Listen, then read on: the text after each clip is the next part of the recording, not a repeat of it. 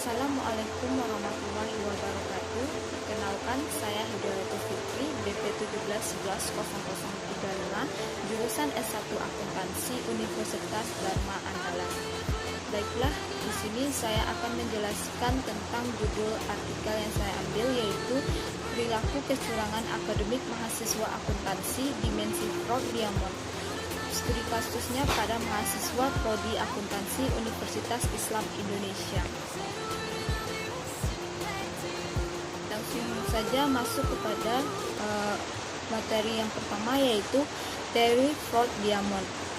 Howe dan Malguy 2006 dalam Rank Away 2016 menjelaskan bahwa teori fraud triangle terdiri dari 3 unsur untuk melakukan pencurian ataupun penipuan, yaitu tekanan yang dirasakan, kesempatan, dan rasionalisasi. Berdasarkan teori ini, penipuan tidak mungkin ada tanpa adanya 3 unsur tersebut, dan tingkat keparahan penipuan tergantung pada kekuatan masing-masing elemen. Wolf dan Hermanson 2004 menyebutkan bahwa untuk meningkatkan pencegahan dan pendeteksian kecurangan perlu mempertimbangkan elemen keempat. Di samping menangani pressure, opportunity, dan rasionalisasi, juga harus mempertimbangkan individual capability, yaitu kemampuan individu.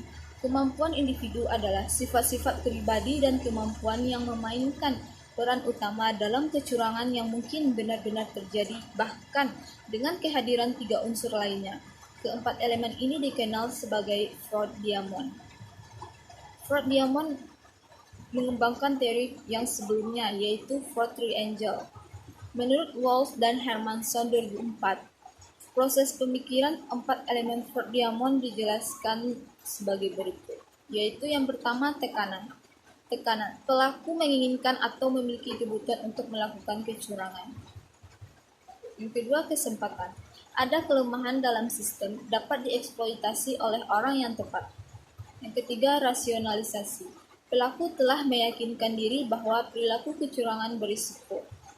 Yang keempat, yaitu kemampuan. Pelaku memiliki sifat-sifat dan kemampuan yang diperlukan untuk menjadi orang yang tepat untuk melakukan kecurangan.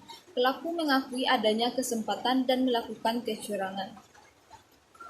Yang selanjutnya yaitu tekanan.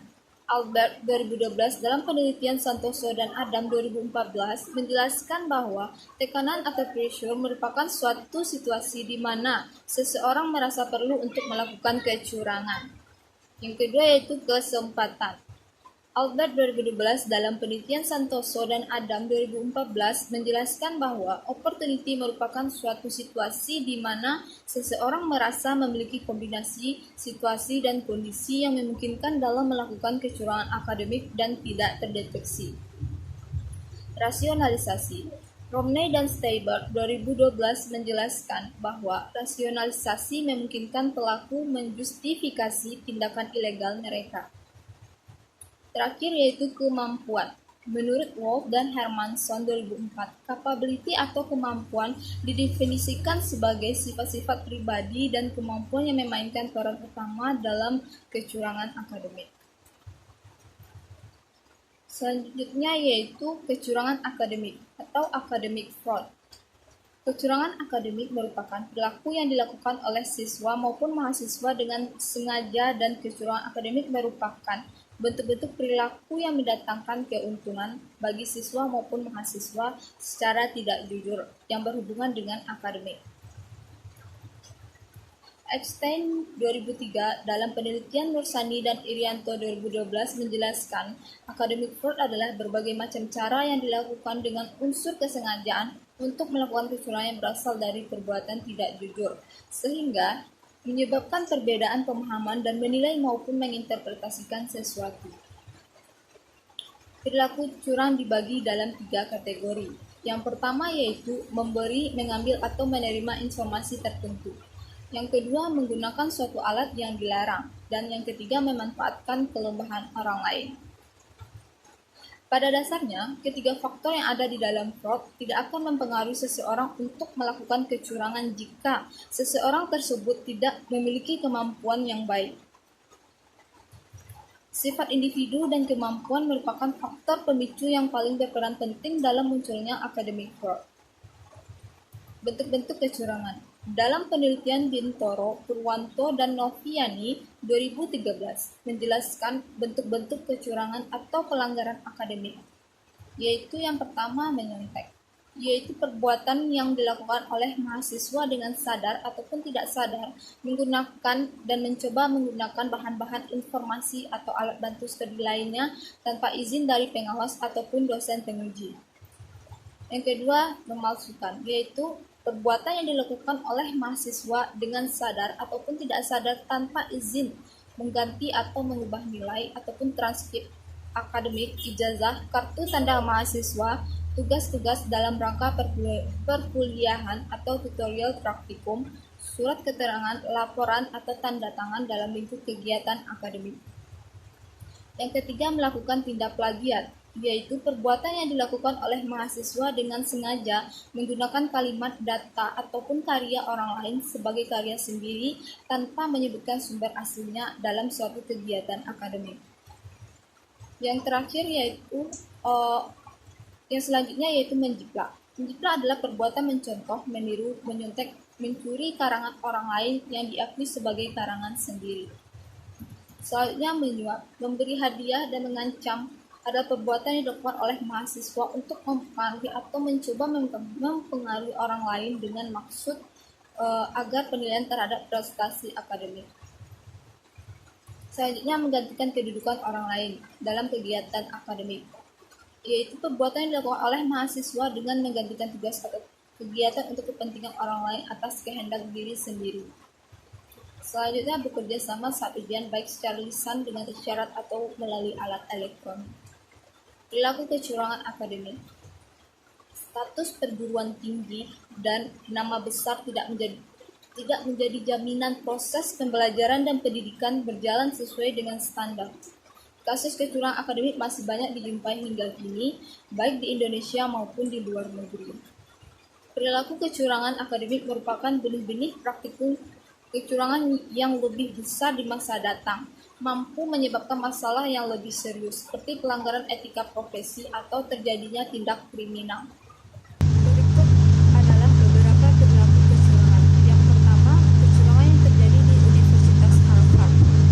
Universitas Harvard memutuskan menghukum 60 mahasiswa yang terlibat kecurangan dalam ujian akhir tahun lalu.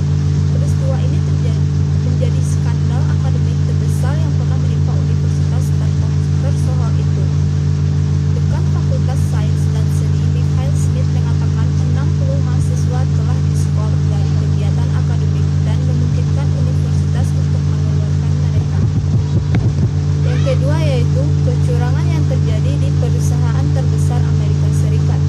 Aksi penipuan laporan keuangan perusahaan demi menarik investor pernah mengundang perhatian dunia saat dilakukan oleh salah satu perusahaan terbesar di Amerika Serikat, yaitu Enron, yang kala itu menduduki peringkat ke-7 perusahaan terbesar di Amerika Serikat. Terbelit skandal penipuan pada para investornya. Melalui laporan keuangan perusahaan yang cerah, Enron sukses mendapatkan guyuran dana segar dari para investor. Tapi sayang, kesuksesan perusahaan energi terbesar itu akhirnya ambruk karena serangkaian penipuan dari pihak manajemen. Selanjutnya yaitu pada penelitian Colby dalam Bintoro, Purwanto, dan Noviani 2013 menyebutkan beberapa cara yang bisa dilakukan oleh mahasiswa untuk menghindari kecurangan akademik. Antara lain yaitu yang pertama bertanya. Banyak mahasiswa yang mencontek dengan alasan tidak memahami ataupun tidak tahu cara mengerjakan soal ujian. Oleh karenanya sangat penting untuk bertanya kepada pengajar pada saat proses belajar mengajar.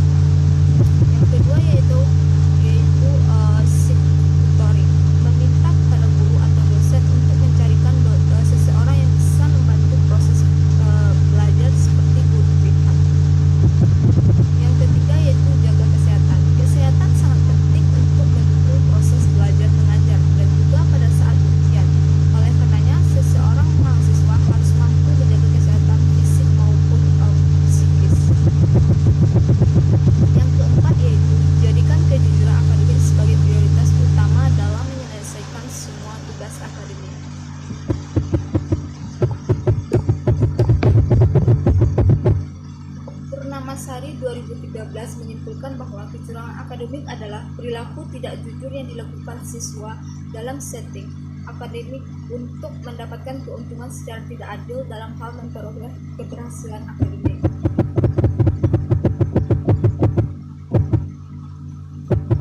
Pengaruh tekanan, kesempatan, rasionalisasi, dan kemampuan terhadap perilaku kecurangan akademik. Penelitian Yudiana dan Lastanti 2016 dan penelitian Nursani dan Irianto 2012, pada penelitian ini tekanan tidak berpengaruh terhadap perilaku kecurangan akademik.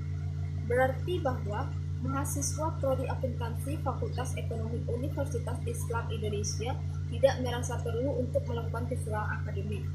Tidak ada alasan utama yang menyebabkan mahasiswa prodi akuntansi untuk melakukan suatu tindakan kecurangan. Yang selanjutnya yaitu pada penelitian Zaini, Caroline, dan Setiawan 2016 dapat diketahui dari penelitian ini bahwa mahasiswa prodi akuntansi tidak merasa memiliki kombinasi situasi dan kondisi yang memungkinkan dalam melakukan kecurangan akademik. Hal ini dikarenakan peraturan terkait kecurangan akademik dapat memberikan sanksi yang cukup berat berdasarkan buku pedoman akademik Fakultas Ekonomi Universitas Islam Indonesia. Hal ini juga mengindikasikan bahwa peraturan terkait kecurangan akademik berjalan dengan baik. Pada penelitian ini selaras dengan penelitian yang dilakukan oleh Yudiana dan Lastanti 2016, Nursani dan Irianto 2012, dan Fitriana dan Baritwan 2012, Santoso Adam 2014, serta Murdiansyah Sudarman dan Nurholis 2017, yang menunjukkan bahwa rasionalisasi berpengaruh positif terhadap perilaku kecurangan akademik mahasiswa. Dalam penelitian ini, pelaku atau mahasiswa merasionalisasikan bahwa mereka tidak jujur atau mahasiswa menilai apa yang mereka butuhkan lebih dari kejujuran dan integritas. Selanjutnya yaitu kemampuan. Kemampuan tidak berpengaruh terhadap perilaku kecurangan akademik mahasiswa prodi akuntansi Fakultas Ekonomi Universitas Islam Indonesia.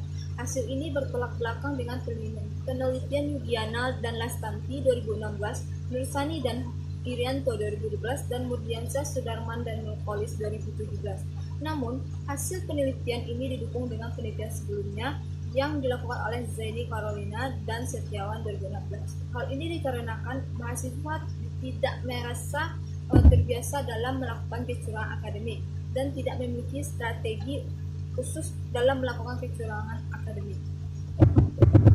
Jadi kesimpulannya yaitu mengenai pengaruh tekanan, kesempatan, rasionalisasi, dan kemampuan terhadap perilaku kecurangan akademik, maka dapat disimpulkan bahwa yang pertama yaitu tekanan tidak berpengaruh terhadap perilaku kecurangan akademik mahasiswa prodi akuntansi Fakultas Ekonomi Universitas Islam Indonesia. Hal ini dikarenakan mahasiswa tidak merasa perlu dan tidak ada alasan utama untuk melakukan kecurangan. Yang kedua yaitu kesempatan. Kesempatan tidak berpengaruh terhadap perilaku kecurangan akademik mahasiswa prodi akuntansi Fakultas Ekonomi Universitas Islam Indonesia.